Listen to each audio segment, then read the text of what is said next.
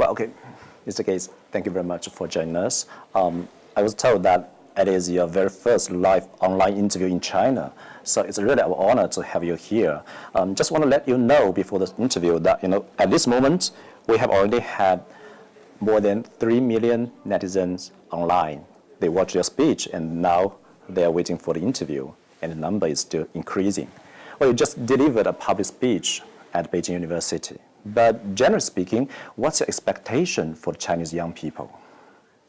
Well, I think they're very lucky, particularly those that are at university, because what they're learning today will make a huge impact on the world. China, in terms of its improving itself, in terms of what it can do to the rest of the world, there's a high expectation, and this is the generation that gets to get out there and make it a reality, whether it's health breakthroughs, energy breakthroughs, the magic of software, taking artificial intelligence to a new level. So, a lot of expectation from the young generation. Mm-hmm. So, do you think education really matters? That's why I asked the question, because I collect one question from some young students. They say, "Shall we drop out of college to start our own business, just like what Bill Gates did 40 years ago?" So, what's your advice for them? Well, I don't think there's anybody who enjoys school as much as I do. Even today, I take a lot of online courses. There's a company called The Learning Company. I'm always buying their lectures and watching those. And so I do think my reading and taking lots of courses and loving learning was a big part of my success. And today in my foundation work, I need to learn, and I get to learn about broad areas like agriculture or biology. And I think having a deep sense of curiosity that I developed in school allows me to keep loving this job and learning what I need to know. So the idea that learning is less important, I think that's wrong. I think today continually learning and understanding so many subjects, you can see the interrelationships between them. I think it's a complex world. Solving tough problems means having a lot of deep knowledge. So both reading and learning in a hopefully broad way is more important than ever. Mm-hmm, mm-hmm. I think there are so many people, Chinese people, they just want to copy your way, but they don't understand the situation you were facing at that moment, right? But anyway, now you're wearing many hats, such as the entrepreneur, software engineer, philanthropist, father of 3 children, and husband of your wife. My question is, in which role do you think you've done the best, and why? Well, my wife and children will get to judge how well I'm doing with them. They're all doing well, so I feel very lucky about that. But obviously anything they need is my top priority. The foundation work. It's my job. I love my job. Mm-hmm. This will be the career for the rest of my life. And my partner in figuring out the strategy and sharing what's working, what's not, is my wife, Melinda. So the same way that I had at Microsoft, Paul Allen, Steve Ballmer, now I have a completely equal partner. And that makes it more fun to rise to the challenges, to see what we're getting done. So I'm very committed to the foundation work. That's the thing that I'm putting a lot of energy into today, and I feel like we're doing well. Mm-hmm. So let's talk more about the philanthropy. Being the founder of Microsoft, you're quite well known in China because Microsoft has changed the way that everyone works and lives. But as I remember, in 2008, you decided to shift your full-time job from Microsoft to the Gates Foundation. Instead of making money, you started spending dollars on philanthropy. So why did you make such a decision, and why at that time? Well, I loved all my work at Microsoft, mm-hmm. and I started to do the foundation work part-time a little bit in the late 1990s, but it was the year 2000 when I made the big donations and the foundation really started to go. So I was watching over that with some of my time and beginning to learn about the magic of vaccines and see a lot of problems that weren't being worked on that I thought should be worked on. And by 2008, I felt that my unique contribution was more in the foundation work. Now, maybe that was selfish because, for this phase of my life, I think it's, where I'm backing scientists and encouraging people and traveling the world talking about what we still need to do to help developing countries. I thought what I could do there was quite unique, and I saw that there was a great team of people at Microsoft who would carry it forward. I still spend some time, part-time, 3 to 4 days a month over at Microsoft. That's fun, but nowadays it's mostly foundation work, and it's great fun as well. As you mentioned that your foundation's work is primarily focusing on global health and development, aiming to help people, the poor people. Just want to ask that, why you choose these areas as the foundation's priorities, and could you please give us some detailed example to introduce that? What's your biggest achievement so far? Well, the work we do is about the diseases that affect poor people, and these are mostly the infectious diseases, diarrhea, pneumonia. They're the things that we still have 6 million kids every year who die before the age of 5. Now, back in 1990, that was 12 million, and so it's a huge reduction, and our foundation is proud that, particularly through our work in vaccines, we've made a significant contribution to that reduction. And so all the big infectious killers, malaria, tuberculosis, HIV, we built teams of experts. We work both on the research and development, so creating drugs and vaccines for these diseases, but also the delivery, taking the tools that we have, like bed nets, and making sure those get out to everybody who's at risk of that disease. Here in China, our particular focus has been HIV and tuberculosis, and we've seen a lot of good success. If the same number of children were dying today as in 1990, there'd be over 100 million children who are alive that wouldn't be alive, and so that's probably our biggest accomplishment. We're also very excited that we're very close to having polio be eradicated.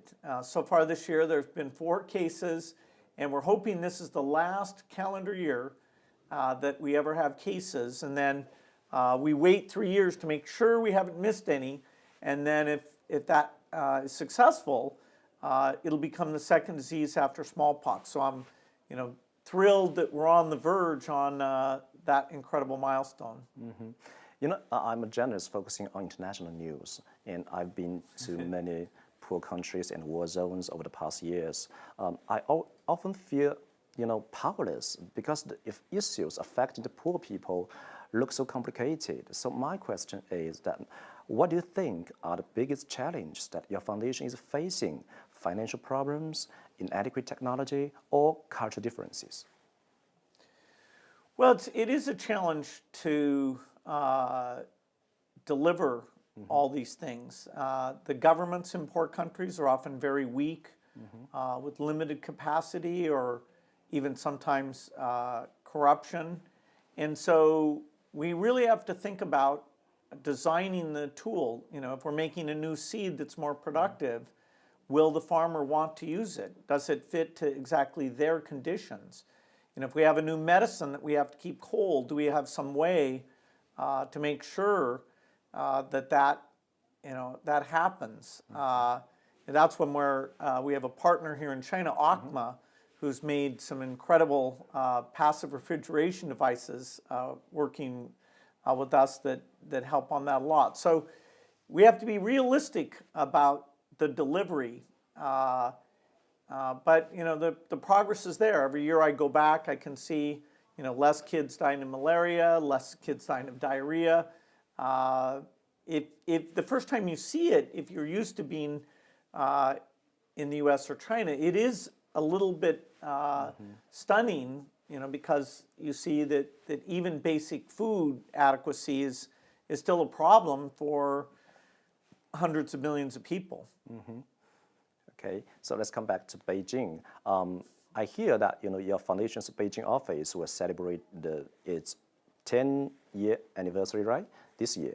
So my question is, not many Chinese exactly know how it works. So what's your mission in China, and any major progress or challenges that you want to share with us? We started out primarily with the focus on helping China with the top infectious diseases and with tobacco. So we had HIV, tuberculosis, and then smoking. As we've gone on, we've seen that there's so much innovation in China, including how to lift people out of poverty, lots of innovative science. And so along with our work here in the country, we're finding in agriculture and in health the best innovations and the best companies, and partnering with them to help them get into these poor countries. Just this year, we did add, at President Xi's request, an engagement on poverty alleviation. And so whether that's nutrition or health, we'll participate in what is a high priority for the government, which is taking the last 50 million or so in extreme poverty and doing the best by 2020 to bring that down to near zero. In the annual letter earlier this year, I just quote here, well, you say that polio will soon be history. In our lifetimes, malaria will end. No one will die from AIDS. Few people will get TB. Children everywhere will be well nourished. So what makes you so confident to say so? Well, the great thing in all this work is that science will give us better tools. And although it's been proven to be very difficult to get an HIV vaccine, I feel confident within the next 10 years, perhaps even sooner, but in that time frame, we'll have that.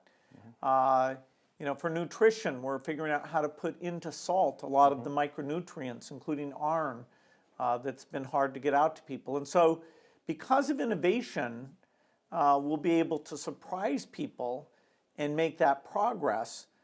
These are tough diseases, but new drugs, new vaccines, the pipeline of discovery is very, very strong here. And the beauty of infectious disease is you start to get the numbers down, then less and less people get infected. In fact, although TB worldwide is still growing, here in China there has been a good decline. So that is an example of what we hope to achieve in the rest of the world. But you once mentioned that the foundation will close down within 20 years after you and Melinda are not around anymore. Why is that? Well, the hope is that what our foundation is good at, which is these global health problems, that they'll be largely solved, and that I'm sure the world will have new problems, but it'll also have rich people who are alive and can understand what sort of skills and approaches should be brought to bear. And so the thing that our foundation is really special at, it should take all of its resources and spend that, and get rid of those incredible health inequities that come from infectious disease. And so, it's a good thing if in the future people say, hey, what did they mean malaria? What was that? What was tuberculosis? What was polio? Even today in rich countries, a lot of people don't remember polio because it's been gone from rich countries for quite some time. There's another question about your friend. We know that Warren Buffett and you are a close friend. Buffett has promised that to donate 80% of his fortune to your foundation, and it was reported that you guys often play golf and bridge together. So it is really interesting. Do you still meet a lot? And how did you guys build up such strong trust and friendship between each other over the past years? Well, I met Warren in 1994, and based on what I'd read about him, that he was an investor, I wasn't sure I would find him interesting because, just buying and selling stocks, seems like not a big contribution to me. But when I did meet him, the way he thinks about the world, about business and business success and about people, he had such a deep knowledge and he asked such good questions to me about software. And when I would ask him about the businesses he invested in, like banking, he would have such clear answers. And so we learned that we love to talk to each other about the world and how it's changing. And so we take every excuse, whether it's golf, which neither of us are very good at, or bridge, which actually we're okay, but any opportunity to get together. So we're on the phone every week. I'm on the board of his company, Berkshire Hathaway, and I often when I'm on the East Coast, I can stop in Omaha, which is in the middle of the country, have dinner there before I head back to Seattle. So, we love talking about all the amazing things going on, and it's become an incredible friendship. And I never expected that he would contribute to my foundation, but that's what he ended up doing. So I owe him all the more. Trust is very important, but actually in China, the lacking of trust from the public has been a big problem for Chinese philanthropic organizations. So what's your advice on building up strong people's trust on these organizations? Well, I think, trust is earned as people see that the professionals running these organizations are so committed to the cause and they're really measuring the outcome. If some money doesn't have good impact or it goes astray, that they, admit that. It is interesting that the trust of the nonprofit sector, at least the key well-known entities in the United States, is very strong, because people go in, they volunteer, they see that. It's not to say they're all perfect, but it has developed a certain professionalism. And I have no doubt that'll happen in China as well. It is an important part of providing the social services and giving people an opportunity to volunteer in their community. So government is the key, but philanthropy sits on top of that and provides a level of care and innovation that government alone isn't capable of. We hope so. I believe that you have already made countless choices in your life. So the question is, so far, what's the best decision you've ever made? And what do you regret most? Well, I was very lucky to be born in the United States, and to get a great education. I chose to go into software. That worked well. I was lucky enough to meet Melinda, and so that's, set this stage of my life into a great trajectory. So I'd have to say marrying the right person would be at the top of the list. But then things like, getting to see software at a young age, or meeting Warren Buffett. I've been a very, very lucky person in so many ways. Okay. Let's talk something about the future. The AlphaGo, I don't know whether you know that. AlphaGo shocked the entire world last year. Actually, 5 days ago, I reported another Go games between AIs in Japan 7 days ago. It's very interesting, and I was totally surprised that AI could be so smart. So my question is, do you think that the AI is going to change the world? For example, is it going to change the way that people do philanthropy? Well, I don't know about philanthropy. I think a lot of things will happen before that. But it's absolutely stunning, the progress being made in artificial intelligence. You're absolutely right that AlphaGo, which is based on DeepMind, is an amazing milestone. The fact that it's now quite a bit better than any human player. I played enough Go to have an appreciation of what a deep and complex game it is. So yes, we can expect a lot of machine intelligence, in areas like the medical area, controlling robots, That will give us a lot of choice as a society. We'll be able to produce a lot more things. It's kind of a continuation. We used to all have to be farmers. And if you'd said to the farmers, hey, only 2% of us in the United States will be farmers, what are the rest of us going to do? Nobody would have said, okay, we'll have manicure shops, and we'll have psychiatrists, and we'll have fast food and Disneyland. So some amazing things have come out of the efficiency of automation. Here it's going to happen faster than ever before, so adjusting to that could be a challenge.